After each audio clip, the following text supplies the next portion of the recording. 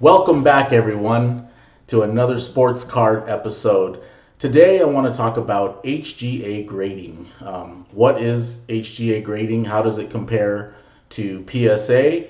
And more specifically, looking at some examples of HGA prices and really whether it's worth it to send them off for grading based on their resale value. So those are the topics that I want to talk about today. But before we get into that, I wanted to announce that I'm actually going to be a guest on another YouTuber's show tomorrow morning or tomorrow at some point. So that's pretty cool. Basically, what they did is they asked for some ideas on a topic for a show, and I presented my idea. And so it looks like I'm going to be on someone else's show. So that's pretty exciting for me. I haven't been on anyone's show yet. I've watched plenty of YouTubers and kind of have an idea of what everyone's talking about these days.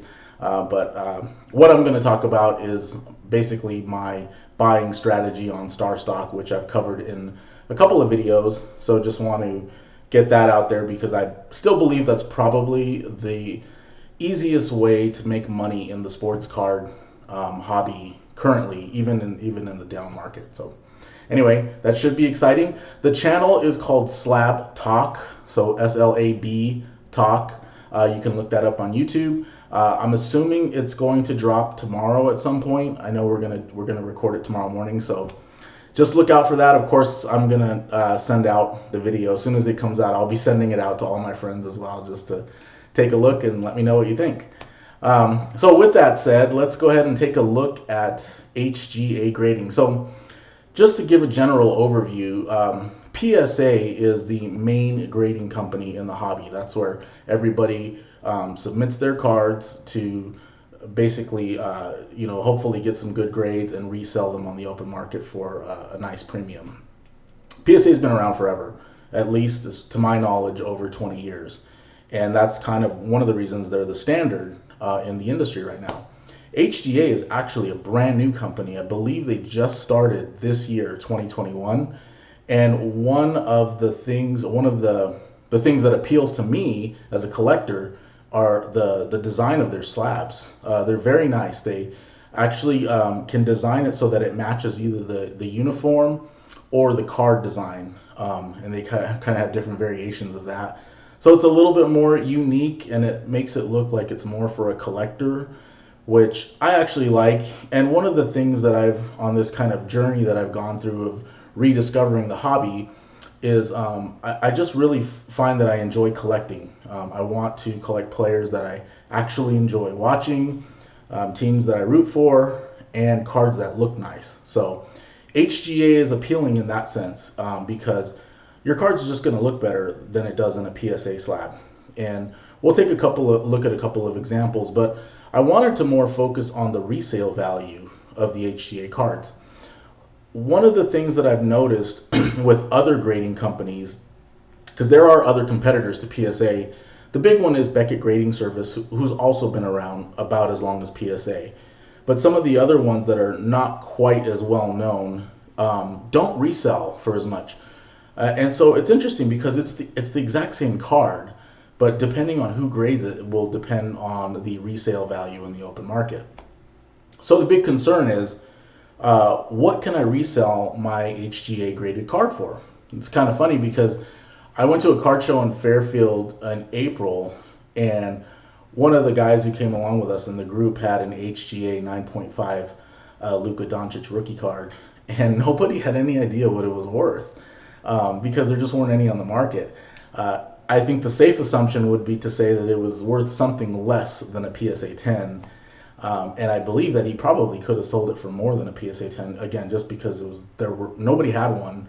And people looked at the slab and they were like, oh man, when did you get that? What are you going to sell it for? And that's another thing too.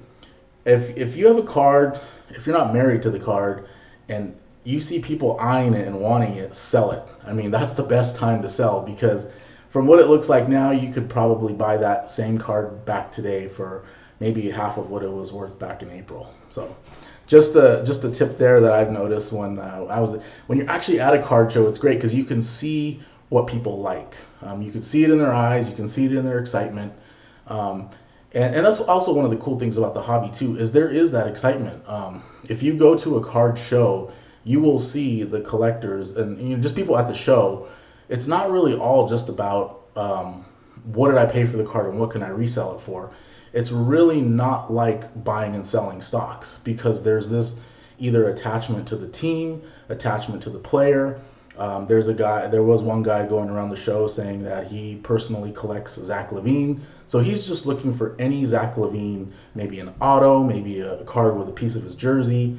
And it just really adds some excitement, really a different dynamic to investing / collecting. It just makes it a lot more fun, in my opinion. So that's just a little story on that. Can't wait to go to another card show.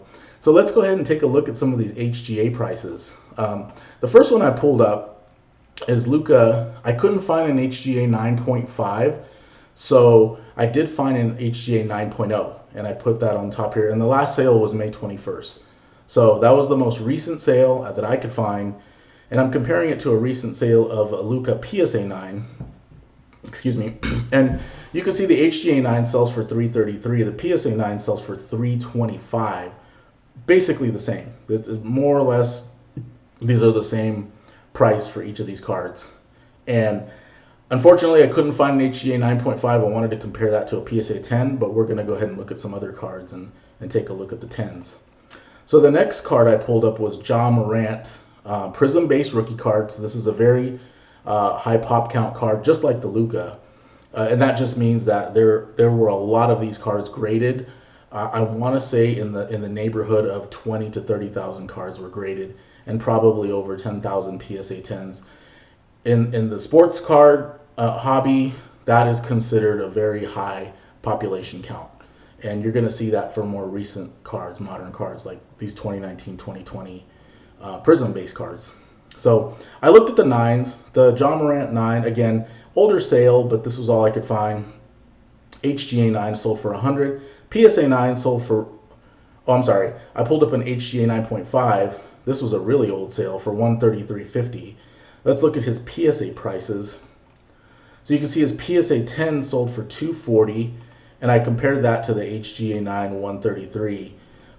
And you'll see I do kind of a percentage, like what percentage does an HGA sell compared to a PSA. Looking at the 9, the PSA 9 sold for $85. Again, here the HGA 9 sold for $100.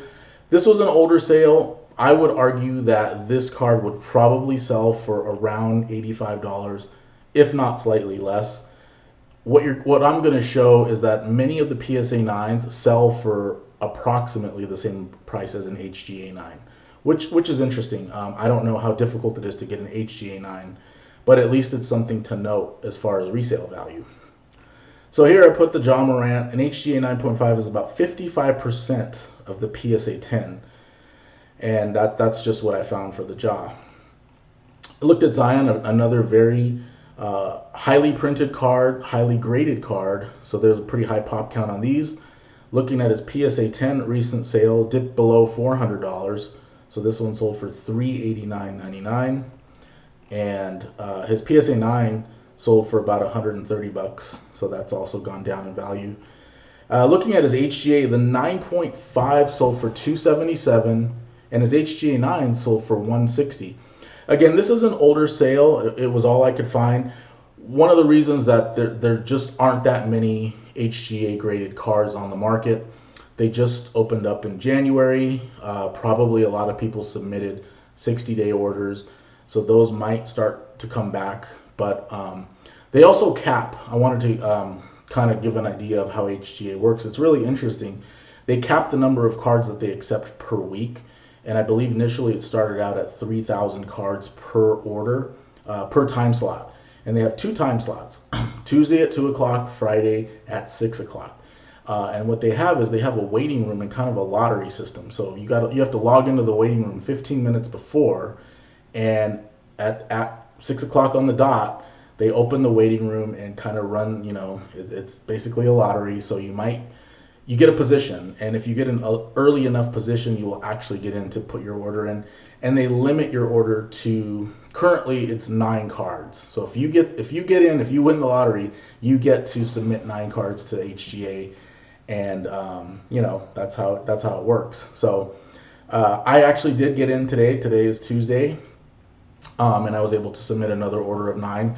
I have been in for the last 3 weeks, so it seems like it's easier to get in. I know that I tried a couple of months ago and I didn't get in at all. I tried probably 4 or 5 times in the month of April, I believe, and I didn't get in once. I think I may have tried again in May and I didn't get in again, and I kind of just had given up at that point. I figured it was a lost cause to try to get into HGA, but once I broke through once, it seems like I've been able to get in pretty regularly. So I'm starting to think that it's a viable option to buy raw cards and grade on HGA if I'm able to get in pretty regularly each month.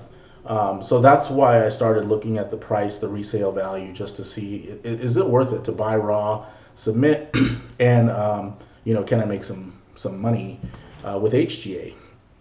So let's go ahead and take a look again. I would argue that the PSA 9 here at 130 and the HGA 9, it sold for 160, but this was an older sale, so I would argue that they're probably about the same price, 130, 130. An HGA 9.5 is 71% of the PSA 10 for the Zion Prism base rookie card. So that's kind of what we found there. You're going to see that these HGA 9.5s fluctuate. I think there's some large fluctuations, and you're going to see that the baseball HGA 9.5 seem to have a little bit higher resale value. So we'll get into that. I wanted to look at Trae Young, another very highly printed, high pop count. Not quite as high as Zion and John Morant, but still, there's plenty of these cards around. And you can see his PSA 10 recently sold for $270 on June 13th. His PSA 9, $80. His HGA 9.5 sold for $172. Again, that was an older sale. I think that that's fair. Even though the market is trending down, Trae Young has actually been playing well. He's still in the playoffs. They're tied 2-2 with the Sixers. So I think that this is probably an accurate price for the HGA 9. And you can see the HGA 9.5 is about 64% of the PSA 10. So you can see we're running roughly 64, 71, 55. I mean, anywhere between 60 and 70% just by eyeballing these numbers. You can argue that if you get an HGA 9.5, it's worth about 60 to 70% of a PSA 10. That's what I'm seeing so far. I wanted to look at Luka Optic, another popular card, very highly graded card, or at least a high number of them were sent in for grading. So here you have an HGA 9.5 sold for $230, and his PSA 10 recently sold for $425. This was after they were eliminated from the playoffs. So I think this price, who knows, right? I mean, the market could continue to trend down, but it seems like it's holding steady in the low 400s. And then an HGA 9 sold for $150, a PSA 9 sold for $146.50. So again, the PSA 9, the HGA 9, they seem to be selling at about the same price. And here I put HGA 9 Luka is about 54% of the PSA 10 Luka Optic base rookie card. So kind of in line with the John Morant. Wanted to keep going further, but I wanted to go to a different sport here. So I wanted to look at baseball, look at a popular player, Fernando Tatis, very highly printed, high pop count card. Again, I feel like when you look at these high printed, high pop count cards, you get a better idea of there should be enough sales where you can get a sense of what's the value of the PSA 10, what's the value of the HGA 9.5. With more rare cards, it's just there might be bigger price fluctuations for different reasons that don't necessarily have to do with the market or how the player's playing. It could just be that there's a collector that really loves this certain player and decides to buy up that particular card, and that drives the price up. So with these highly printed cards, there's enough of them, enough sales, that it gives you a good sense of what does an HGA resell for compared to a PSA, which is what I'm trying to show here. So we have a PSA 10 sold for $255 on June 13th. This was his Fernando Tatis Topps Chrome. And then you see the Fernando Tatis HGA 9.5 sold for $225. And that was on June 11th. It's kind of cut off here, but only 2 days earlier. So I found that pretty interesting. This sold for almost as much as a PSA 10 for Fernando Tatis. And then if you look at his PSA 9 93 and his HGA 9 125, again, this is an old sale, so most likely this HGA 9 will probably sell for something close to a PSA 9. So far in every example, I believe that the PSA 9 and the HGA 9 have been pretty identical. And you see here I have that. In this case, Fernando Tatis HGA 9.5 is about 88% of the PSA 10. Very close in price. So just something to note. So I decided to look at another baseball card, Ronald Acuna, his Topps Chrome, his HGA 9.5. This sold on June 1st, 2 weeks ago, so not that long ago. He has been playing well, so this probably represents an accurate price, and it sold for $200. His PSA 10 on June 13th sold for $212. So again, very close in price. I was kind of surprised because the basketball HGA 9.5 seemed to be running at about 60 to 70%. Here, the baseball, you can see here, this was 94% of a PSA 10 for this Ronald Acuna. So I think the Tatis was 88. So I would argue that maybe that HGA 9.5 is selling at 90% of a PSA 10 for baseball. I don't know why that would be, but it's just something to note. And here I wanted to look at another baseball player, Juan Soto. This was, at least it gives you another sample. But here you can see his PSA 10 sold for $182.50. His HGA 9.5 sold for $102. So there was a price difference here. It was an older sale, but not that old. Probably this might be reflect an accurate price. I don't imagine that it would have gone up in value. Soto is kind of off to a slow start, and to my knowledge, he hasn't really started to heat up yet. So I can't see why the price would spike for any reason in the last 2 weeks. And here you see the HGA 9.5 is about 55% of the PSA 10. So that, I don't know if that's just a one-off or is that the norm, and it just the Tatis and the Acuna were just some outlier situations. It's kind of interesting. So I wanted to keep going, digging a little bit more to really try to get a handle on these HGA prices. And here I wanted to just compare LaMelo Ball, his Donruss rookie. This was an HGA 9.5, which sold for $125 on June 3rd. And his PSA 10 sold for $305. That's surprising to me. I was actually kind of surprised that sold for that high. Now, that was a little bit older sale. Now that I think about it, that was May 23rd. I would imagine since they were eliminated from the play-in game, and it's kind of the off season for a lot of NBA players at this point, that it probably will go down in value, maybe closer to this HGA 9.5 sale. And I wanted to look at the 9s. You can see his PSA 9 sold for $70. I couldn't find an HGA 9, but you can see here that HGA 9.5 is about 41% of the PSA 10. I believe part of that, though, is I think this value here is a little bit inflated. I think when it kind of levels out, you'll see that it probably sells for about 55-60% of the PSA 10. So that's just my thought on that, my hunch. Wanted to look at his hoops. So you see here, LaMelo Ball hoops HGA 9.5 sold for $150. This was a little bit more of a recent sale, June 7th. So that, I like when I can find some recent HGA sales, because I want to. The prices have been fluctuating, and they fluctuate daily, and usually that means they're trending downward daily. And so I just want to see what are these how are the HGA prices affected by the downward trend in the market as well. And here I found the PSA 10 sale of $185.50. So these were actually pretty close in price, $150, $185.50. The HGA 9.5 is about 80% of the PSA 10 for the LaMelo Ball hoops.